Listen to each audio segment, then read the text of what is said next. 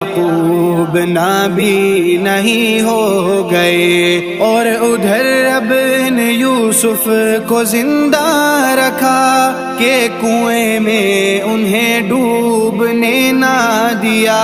قافلے کا گزر جب وہاں سے ہوا اور پانی کنویں سے انہوں نے بھرا، رب کی قدرت سے وہ ڈول میں آ گئے۔ قافلے والے بھی اس پہ حیران ہوئے، خوبصورت کوئی اتنا دیکھا نہ تھا، پوری دنیا میں یوسف کے جیسا نہ تھا۔ قافلے والوں نے کر کے ایک مشورہ، بیچنے کا انہیں فیصلہ کر لیا، اور یوں آپ کو مصر